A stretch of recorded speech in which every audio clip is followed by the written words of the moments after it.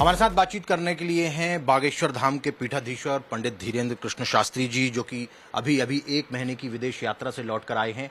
लेकिन जैसे ही विदेश यात्रा से लौटकर आए, देश में आगमन हुआ, वैसे ही उन पर बौछार भी हो गई, बहुत सारे बयान भी आ गए। सबसे पहला सवाल, विदेश यात्रा कैसी रही और विदेश का अनुभव आपका क्या रहा? पहले तो हमारे दर्शकों को वो बताइए। भगवान की बड़ी अनुकंपा अद्भुत रही।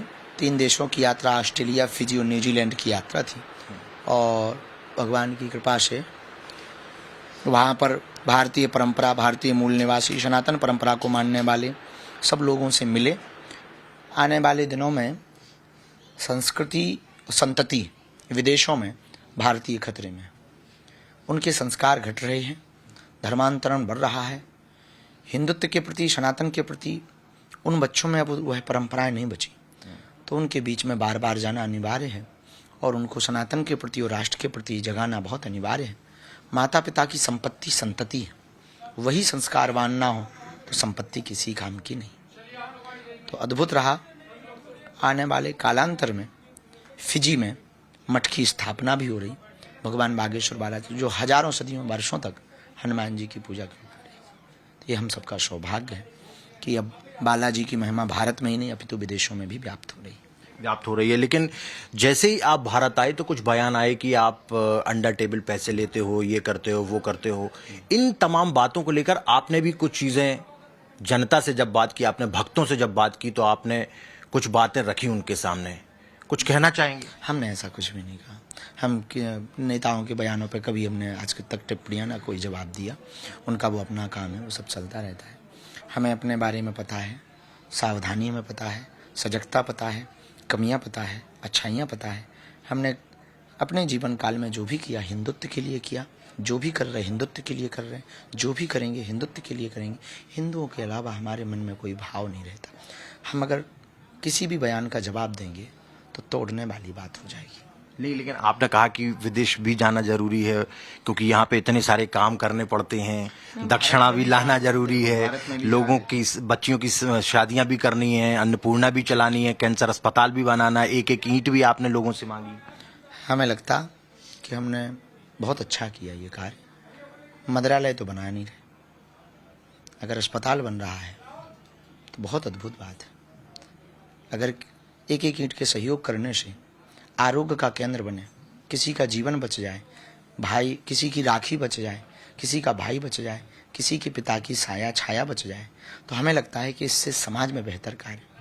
पूरी दुनिया में के जितने लोग हैं लेते यही हैं और छोड़ भी यहीं देते, देकर भी यहीं जाते, कोई लेकर तो जाता नहीं। जो जैसा सहयोग कर देता, साधु के नाते जो जिसने कुछ चढ़ा दिया, अब आज आप आए, कुछ श्रद्धा जग जाए, चढ़ा देना, चढ़ा दोगे। हाँ, हम ये है किसी पे लगाए, गलत पे नहीं लगाएंगे, गंदे कृत्य पे नहीं लगाएंगे।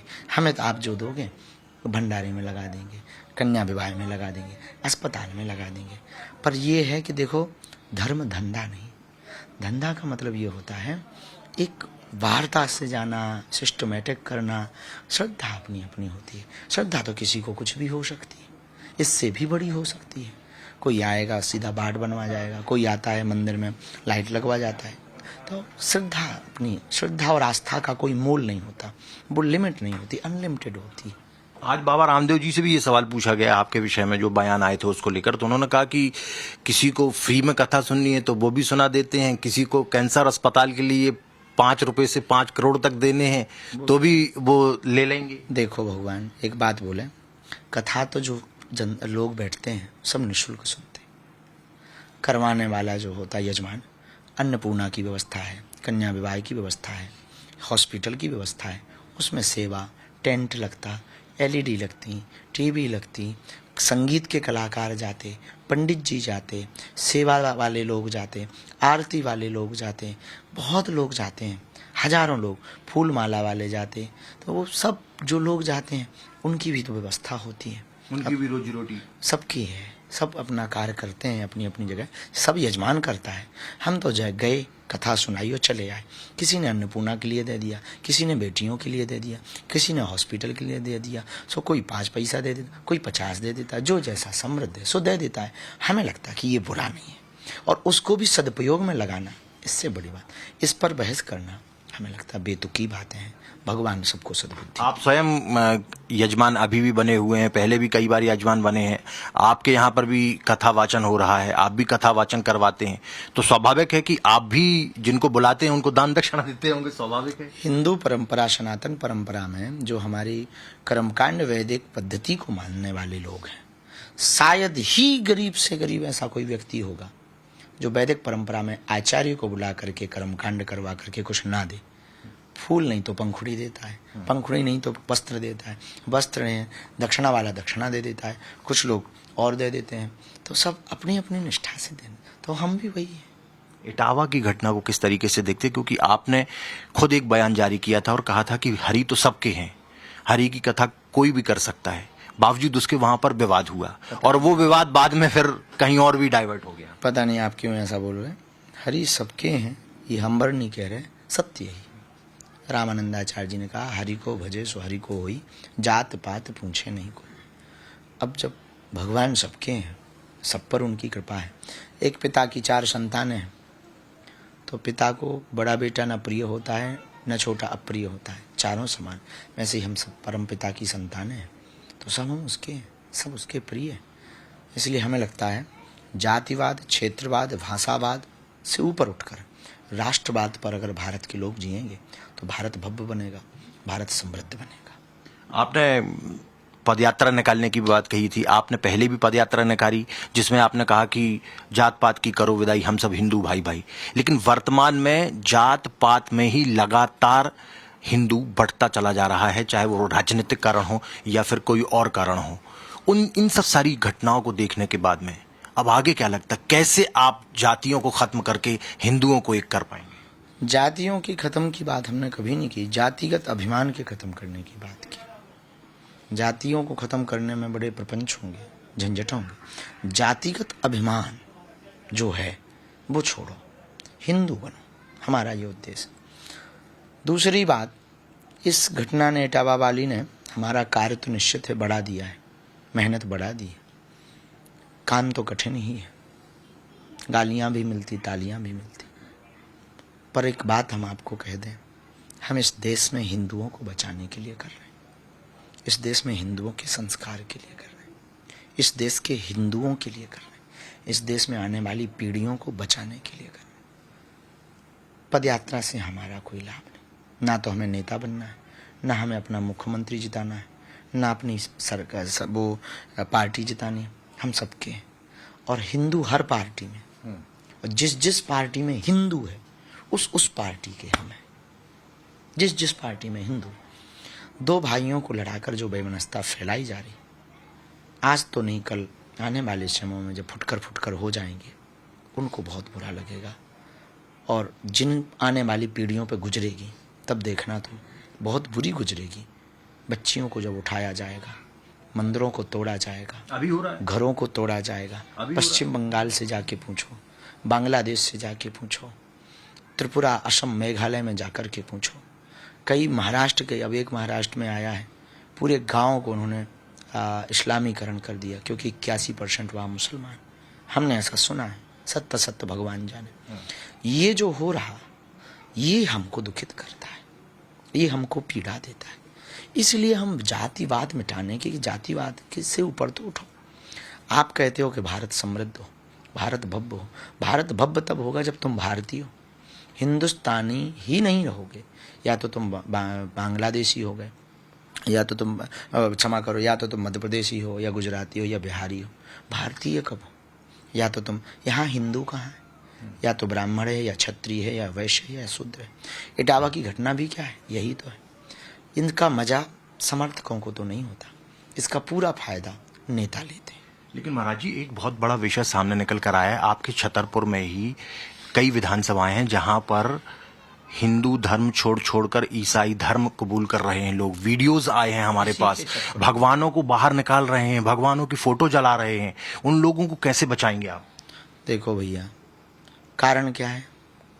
इस कारण में सब लोग गुनहगार हैं, एक अकेले हम नहीं। मीडिया के आप भी गुनहगार, नेता भी गुनहगार, हिंदूवादी विचारधारा के लोग भी गुनहगार, सभी संगठन गुनहगार। क्योंकि ये सबका काम है, सबके लिए है। ऐसा अगर हो रहा है तो बहुत ही इसलिए हमने आवाज उठाई आपके हृदय, सामने हाँ, ये विषय तो लेकर। हम चाहते हैं कि एक धीरेन्द्र कृष्ण शास्त्री से देश में बदलाव नहीं होगा। घर घर धीरेन्द्र कृष्ण शास्त्री की आवश्यकता है। एक और विषय जानना चाहते हैं, क्योंकि नेम प्लेट को लेकर आपने पिछली बार बोला था, पिछले साल, कि सभी लोग नेम प्लेट लगाएंगे बागेश्वर धाम में जितनी भी दुकानें चल रही हैं। उत्तर प्रदेश सरकार ने भी जारी किया, क्योंकि कावड़ यात्रा चल रही है। अब उत्तराखंड सरकार ने भी जारी किया कि कावड़ यात्रा चल रही है, सब लोग नेम प्लेट लगाएं। लेकिन उसको लेकर विवाद हो गया। कुछ संगठन कहीं गए, किसी व्यक्ति का आधार कार्ड मांगा, वो दे नहीं पाया, उसके कपड़े उतार दिए। उस पर राजनीति तेज हो रही है। आपको क्या लगता है, नेम प्लेट होना चाहिए या नहीं होना चाहिए? दूसरी चीज, क्या ये आतंकवाद है कि नाम रख दिया बालाजी सरकार के नाम से दुकान का और चला कोई और रहा है, और थूक जिहाद भी देखने को मिला है, पेशाब जिहाद भी देखने को मिला है, ये सब सारी चीजें भी देखने को मिल रही हैं। देखो, जो हम हैं वो बताना बुरा नहीं है। पहली बात, छिपाना क्या, फिर अपनों से क्या छिपाना, क्षणिक स्वार्थ के लिए फिर क्या छिपाना। दूसरी बात, जब इतने कांड चल रहे, लैंड जिहाद, लव जिहाद, थूक जिहाद, मूत्र जिहाद, तो और सतर्क और सावधानी की आवश्यकता है, पवित्रता की आवश्यकता है। तीसरी बात, आतंकवादी तो नहीं, पर इतना हम कह सकते हैं कि ये सब कालनेमी, जो है कुछ और, दिखा कुछ और है। वो कोई भी हो, किसी भी धर्म या मजहब का, किसी भी मजहब का हो या धर्म का हो, वो जो है और उसको ना दिखा करके जो नहीं है वो दिखावा कर, वो कालनेमी। भगवान की इच्छा है। नेम प्लेट वाला कार्य हमें नहीं लगता बुरा है, भला है। भला है। लेकिन अब जन्मदिन आ गया है आपका, 29 वर्षीय हो गए हैं आप। माता जी को तो सता ही रही है, जैसा प्रधानमंत्री ने कहा था कि शादी की बात की, जल्दी से ब्याह हो जाए। इस 29वें वर्ष में आपके क्या संकल्प होंगे? और ये जो जन्म दिवस आपका आ रहा है, भक्तों से, सनातनियों से कुछ मांगना चाहेंगे, गिफ्ट? देखो, भगवान की कृपा से समय गुजर रहा, धीरे धीरे कारवां बढ़ता जा रहा मंजिल की तरफ, समय गुजरता जा रहा। हर्ष उसको हो जिसको ये लगे कि हमारी आयु बढ़ रही। हमको न हर्ष है न विषाद, क्योंकि हमें पता है कि 100 नंबर मिले थे तो 29 नंबर घट रहे हैं। तो ना हमें विषाद है, घटने जैसी चीज़ तो घट ही रही, और ना हमको हर्ष है कि अब हमारी उम्र बहुत हो गई।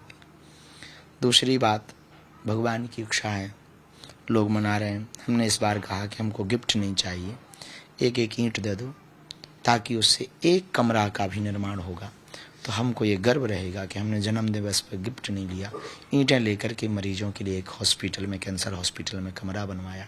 तो देने वाले का गिफ्ट भी सदियों तक चलेगा और हमारा तो चलेगा।